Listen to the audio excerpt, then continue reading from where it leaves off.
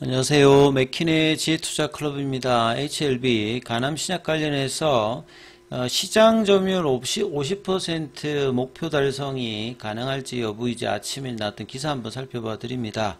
결국 이제 로슈와 아스트라제네카와 직접 경쟁을 해야 되는 어떤 목표를 가지고 이야기가 나오고 있는데요.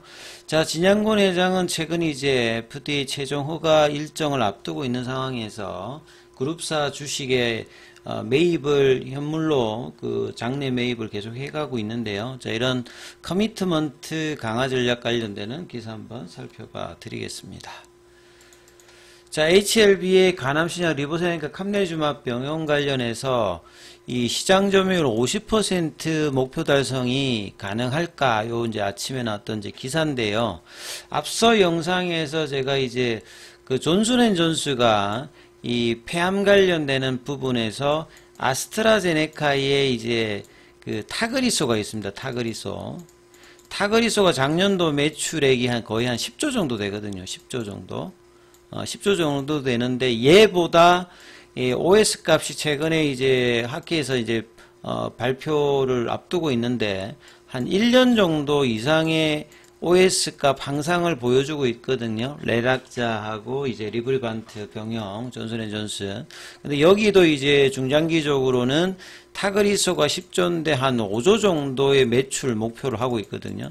한 절반 정도 이야기가 이제 이렇게 이제 폐암 쪽에서도 잡고 있는 상황이기 때문에 물론 뭐 간암 대비해서 이제 폐암의 10배 정도 큽니다만 이제 데이터가 우위가 있었을 때는 요런 정도의 어떤 목표치도 빅파마도 이렇게 잡고 있더라. 이렇게 보시면 이 가남에서 회사가 이제 작년도에 IR을 보게 되면 이제 베스트 인 클래스라고 하면 기존에 나왔던 약보다는 높아야 되기 때문에 이제 50% 목표 이제 이야기를 하고 있는 거거든요. 그래서 내용을 좀 한번 살펴보면 특히나 미국 시장 같은 경우에는 이제 국내보다는 한 4, 5배 중국 대비해서는 한 10배 이상의 일단 약가가 높습니다.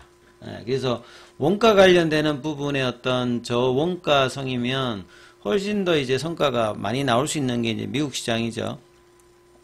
그래서 3월 20일까지 최종 허가 일정을 앞두고 있고 2020년도에 로슈 그 다음에 2022년도에 아스트라제네카가 이제 간암 1차 치료제로 FDA 허가를 받았고 로슈가 이제 거의 표준 치료제로 있는 상황에서 작년도에 이제 IR 자료를 보면 아스트라제네카가 점유율이 상당히 많이 로슈의 단점을 극복하면서 올라갔던 어떤 부분들을 간암 치료제 시장에서도 볼 수 있는데요. HLB의 리보세닉 같은 경우에는 약효가 강하다는 말은 이제 OS 값이라든지 PFS 값이라든지 반응률이 이제 좋은 거죠.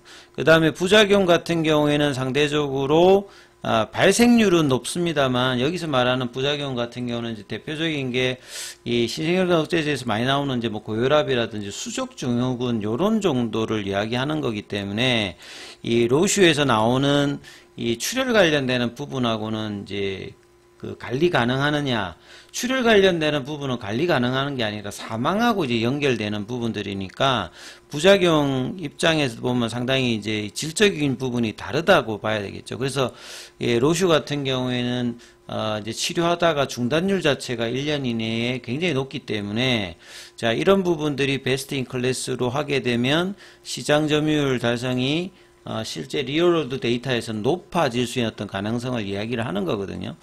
보시면 간암에서 가장 중요한 OS 값은 23.8개월이기 때문에 요보이하고 보다도 0.1개월 빠르고 기존의 로슈나 아스트라제네카 보다는 훨씬 더 이게 뛰어나는 거죠.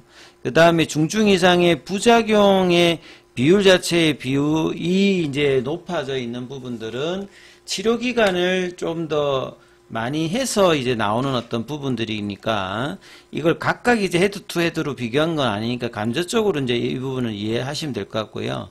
그 다음에 이제 치료 중단율 관련되는 부분들은 실제 이제 로슈 제품 같은 경우는 리얼월드 데이터에서는 이 부분들이 훨씬 높기 때문에 이제 임핀제하고 이제 임주도가 이 부분들을 따라잡으면서 올라갔기 때문에 이런 부분들을 이제 같이 이제 좀 보셔야 된다. 그래서 HLB가 허가를 받게 되면 최대 경쟁자는 그래도 이제 로슈 제품이고요. 그 다음에 이제 그 아스트라제네카 제품이고, 그 다음에 이제 다음 달에 허가가 예정 일정이 잡혀져 있는 브리스톨 마이어스 스퀘어는 이제 같은 어떤 입장에서 그 경쟁 구도를 형성할 수 있다, 이렇게 봐야 될 겁니다.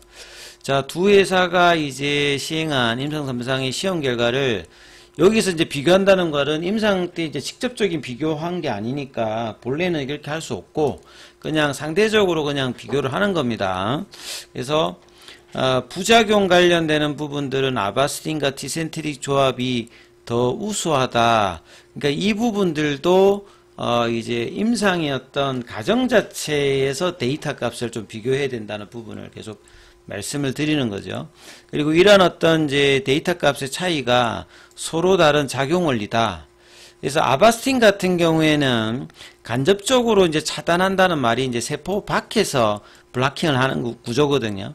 근데 리보세렉 같은 경우는 이제 세포 밖에서 하는 게 아니라 세포 내 그 신호 전달 패스웨이에서 티로신 키나제 억제로 이제 블라킹을 하는 구조이기 때문에, 그리고 이제 배제프 관련되는 신호를 보다 강력하게 저해하는 만큼 이제 멀티타켓 형태가 아니라 또 싱글 타켓 형태로 그 실제적으로 그 이제 적용하는 부분에서 그 특이성 관련되는 부분이 높기 때문에 그 이런 부분들이 보통은 이제 부작용이 멀티타켓 형태로 가는 소라페닙이라든지 에자이 같은 경우에는 진짜 부작용이 많이 생기는 데 비해서 이런 부분은 낮은데, 지금 이제 리보세렉 같은 경우에는 이제 특이성이 높기 때문에 상대적으로 다른 거에 비해서 이제 부작용이 낮은데, 이 데이터 값에서 높다고 하는 부분들은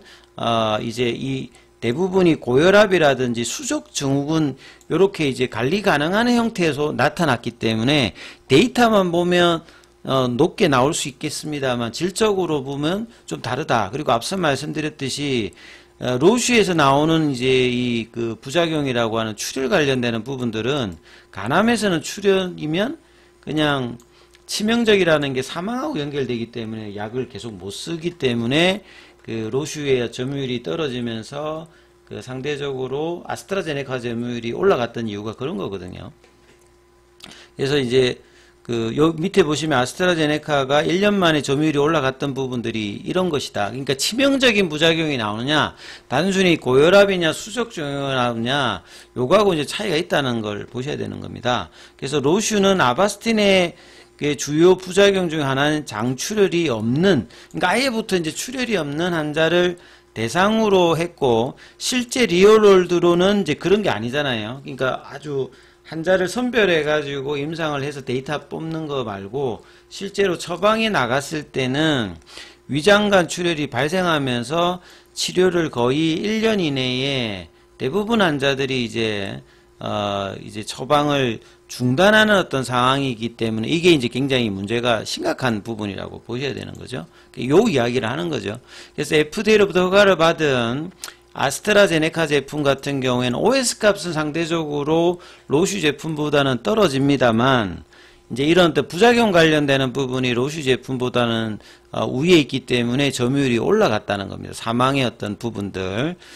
그리고 이제 4월 달에 들어오는 브리스톨 마이어스 스퀘어 같은 경우에는 거의 OS 값은 1개월밖에 차이가 나지 않습니다. 근데 보통 이제 아스트라제네카 제품이나 브리스톨 마이어스 스퀘어 제품에서 CTLA4 관련되는 부분들은 독성이 심하기 때문에 이 부분들에 대한 어떤 제어를 얼마만큼 하느냐가 굉장히 중요한데, 이제 과거보다는 지금 뭐 실제적으로 많이 나아졌던 부분들이 분명히 있습니다. 그래서 모든 약물이 다 이제 무조건 좋다 나쁘다가 아니라 어떻게 쓰느냐, 그 다음에 장단점이 있는 상태에서 선택적인 어떤 부분들이 있다, 이렇게 보시면 될 것 같고요. 근데 그런 차원에서 이번에 이제 에즈모에서 그 리보세인과 캄리리주맙을 권고 등급을, B등급은 일단 아직 허가를 받지 않았기 때문에, 브리스톨 마이어스 스퀘어 같은 경우에도 B등급을 받았습니다. 근데 이제 에즈모 가이드라인이 자문위의 위원들이 브리스톨 마이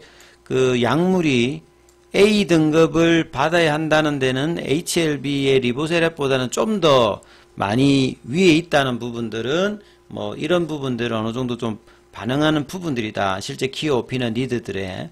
그래서 그 출시 후 3년 2029년도 기준으로 보통 이제 유한양행과 존슨앤존슨도 그런 식으로 목표를 잡아요. 미국 시장 점유율 5% 달성을 낙관하고 있다. 이 브리스톨 마이어와 경쟁하더라도 그만큼 기존의 로시와 아스트라제네카 대비해서는 베네핏이 있다라고 지금 객관적으로 지금 보고 있는 상황이고, 이 전체 그러니까 뭐 OS 값에 비해서는 브리스톨 마이어 스퀘어보다 일단 우세한 어떤 부분들이 있고, 안전성 관련되는 부분에서도 여전히 우위를 가지면서 회사가 좀 자신을 하고 있는 부분들도 있기 때문에, 허가 이후에는 이제 이런 부분들이 실제로 리얼월드 처방에서 데이터가 어떻게 쌓이는지가 결국은 가를 수 있다, 이렇게 이제 보셔야 될 거겠죠.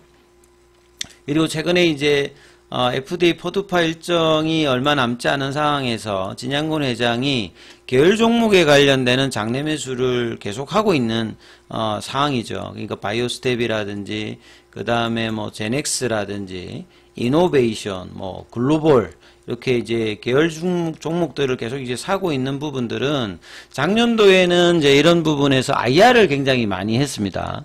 근데 이번에는 작년보다는 이제 IR의 횟수는 지금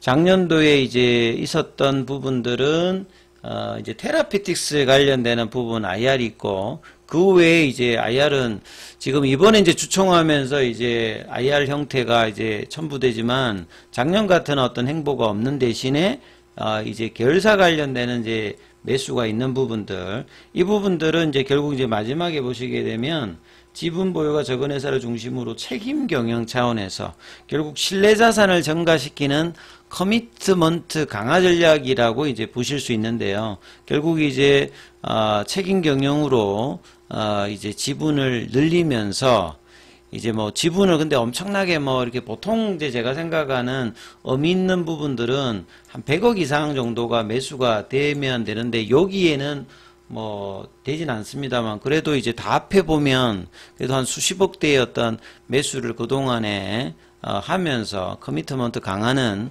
계속 하고 있다. 그래서 이런 어떤 신뢰자산의 어떤 확보들이 주주와 함께 가겠다는 부분의 행보를 여전히 하고 있는 것은 상당히 뭐 긍정적이라 일단 이렇게 보실 수 있을 것 같습니다.